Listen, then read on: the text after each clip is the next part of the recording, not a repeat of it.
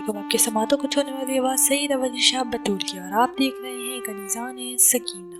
विलादत इमाम अली अलैहिस्सलाम। आज मैं आपको विलादत अमीरुल मोमिनीन अली अलैहिस्सलाम के बारे में बताने जाऊंगी। अमीरुल मोमिनीन हज़रत अली इब्न अबी तालिब अलैहिस्सलाम की विलादत 13 रजब बरोज़ जुम्मा खाने काबा में हुई। खाने काबा में विलादत का शरफ आपको ख़ुसूसी इम्तियाज़ है। हज़रत अली अलैहिस्सलाम के वालिद का नाम इमरान और कुनियत अबू तालिब, आपकी वालिदा फातिमा बिनते असद बिन हाशिम बिन अब्दुल मनाफ थी। इस लिहाज से आप माँ और बाप दोनों की तरफ से हाशमी हैं। अमीरुल मोमिनीन हज़रत अली इब्न अबी तालिब अलैहिस्सलाम की विलादत आन हज़रत सल्लल्लाहु अलैहि वसल्लम की विलादत के 30 साल बाद हुई, जब हज़रत फातिमा बिनते असद सलामुल्लाह अलैहा को महसूस हुआ कि अब इमाम अली अलैहिस्सलाम की विलादत का वक्त करीब आ रहा है, तो आप अपने घर से निकलकर मस्जिदुल हराम की जानिब आए और बैतुल्लाह का तवाफ किया। फिर आप सलामुल्लाह अलैहा ने तहसील विलादत के लिए दुआ की। सैयदा की दुआ खत्म हुई। रोब असदुल्लाह से दीवार काबा का कलेजा फट गया। दीवार काबा इस मकाम से शक हुई जिसे मुस्तजार कहा जाता है। इसके बाद बीबी काबे में दाखिल हुई। फटी हुई दीवार दोबारा मिल गई और सैयद ने वहाँ हज़रत अली अलैहिस्सलाम को जन्म दिया। हम सब इस बात से आगाह है कि काबे का दरवाज़ा मौजूद था, जहाँ से इंसान काबे में दाखिल हो सकता था, लेकिन कुदरत ने दरवाज़ा न खुलवाया। इसके बजाय दीवार काबा शक हुई ताकि अली अलैहिस्सलाम की आमद की वाज़ेह निशानी दिखाई जाए और कल को कोई ये न कहे कि फातिमा बिनते असद सलामुल्लाह अलैहा मसरूफ़ तवाफ थी। जब वक्त विलादत करीब आया तो आप दरवाज़ा खोलकर अंदर चली गई। इस मौज़े का अजीब पहलू ये है कि खाने काबा की कई बार तामीरें न हुई, लेकिन वो निशान दीवार काबा में आज भी मौजूद है। हुकूमत ने इस शगाफ को चांदी और शीशे से भरा है, मगर उस निशान को आज भी देखा जा सकता है। बहुत से हज्जाज कराम इस दीवार का बोसा लेते हैं और इससे अपने सीनों को मस करते हैं, वहाँ खड़े होकर खुदा से दुआ मांगते हैं।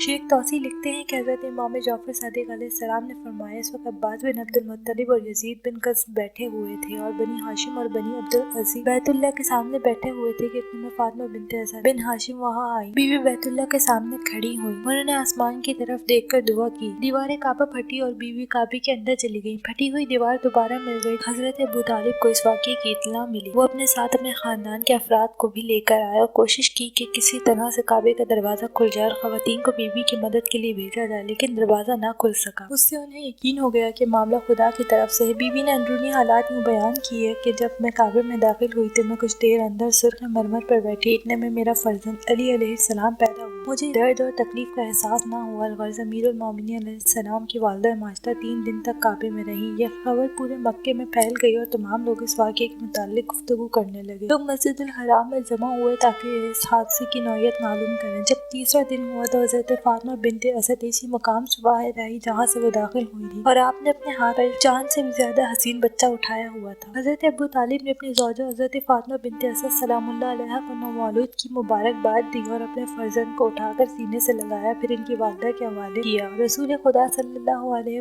वसल्लम अपने इब्ने अम को देखने के लिए तशरीफ लाए। हज़रत सल्लल्लाहु अलैहि वसल्लम के जमाल मुबारक पर नौमौलूद की नज़र पड़ी तो मुस्कुराने लगी। यूँ लगता था जैसे कि 1 साल का बच्चा मुस्कुरा रहा हो। हज़रत ने अपने इब्ने अम को उठाया और आपको बोसे दिए। इस मौलूद की विलादत पर खुदा की हम्द की। अलगर्ज़ इस बच्चे ने रसूल खुदा सल्लल्लाहु अलैहि वसल्लम को सलाम किया और इसके बाद नौमौलूद ने कुरान पाक की चंद आयत की तिलावत की। सूरह मोमिनीन की आयत नंबर 1 से लेकर आयत नंबर 11 तक तिलावत की। रईस मक्का हज़रत अबू तालिब अपने बेटे की विलादत की खुशी में बहुत बड़ी खैरात का एहतमाम किया और मनादी कराई। लोगों आओ मेरे फर्जंद की पैदाइश के वलीमे में शिरकत करो। इस मकाम पर तो सवाल पैदा होते हैं, अमीरुल मोमिनीन हज़रत अली अलैहिस्सलाम ने 3 दिन की उम्र में किस तरह कलाम किया? उन्होंने पैदाइश के बाद कुरान कैसे पढ़ा जबकि इस वक्त तो नबी अकरम सल्लल्लाहु अलैहि वसल्लम पे नज़ूल कुरान का सिलसिला शुरू नहीं हुआ था? पहले सवाल का जवाब ये है कि हज़रत अली अलैहिस्सलाम का 3 दिन की उम्र में कलाम करना कोई अनोखी बात नहीं है। कुरान करीम ने बयान किया है कि जब हज़रत मरियम सलामुल्लाह अलैहा अपने फर्जंद हज़रत ईसा अलैहिस्सलाम को लेकर कौम के पास आई तो लोग ने बीबी पर एतराज़ किया और कहा, ये ख्वाहारे हारून, तेरा वालिद बुरा ना था और ना ही तेरी माँ बदकार थी, फिर तू कुंवारी होकर माँ कैसे बन गई? बतूल बीबी सलामुल्लाह अलैहा ने खुद कलाम नहीं किया था। उन्होंने अपने फर्जंद हज़रत ईसा अलैहिस्सलाम की तरफ देखा और ईसा अलैहिस्सलाम की तरफ इशारा किया। यहूदी कहने लगे, हम एक मासूम बच्चे से क्यों कर कलाम करें? कुरान करीम बयान करता है कि इस वक्त हज़रत ईसा अलैहिस्सलाम السلام نے پوری تقریر کی اور ارشاد فرمایا میں اللہ کا بندہ ہوں، اس نے مجھے کتاب دی ہے اور مجھے نبی بنایا ہے۔ سورہ مریم آیت نمبر 30۔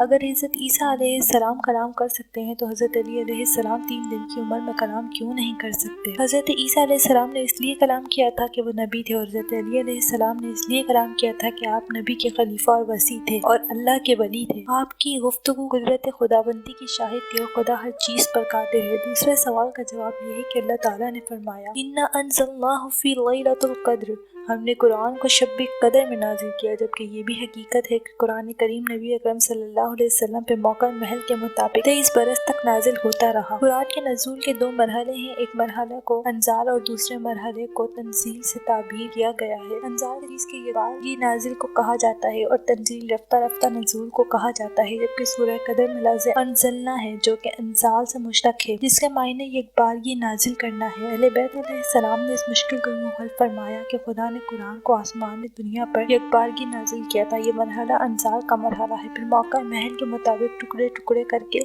اسے نازل کیا، یہ تنزیل کا مرحلہ ہے۔ اس سے معلوم ہوا کہ آن حضرت کے اعلان نبوت سے پہلے قرآن آسمان دنیا پر اتارا جا چکا تھا۔ پھر خدا نے جس بچے کی ولادت کے لیے خانہ کعبہ کا انتخاب کیا، اگر اس پر قرآن کی کچھ آیت کا الہام کر دیا ہو تو پھر اس میں تعجب کیسا؟ اس مسئلے کو ہم ایک اور طریقے سے حل کرنا چاہتے ہیں۔ تمام مسلمان یہ مانتے ہیں کہ اللہ نے نبی اکرم صلی اللہ علیہ وسلم کو لاتعداد معجزات عطا کیے تھے۔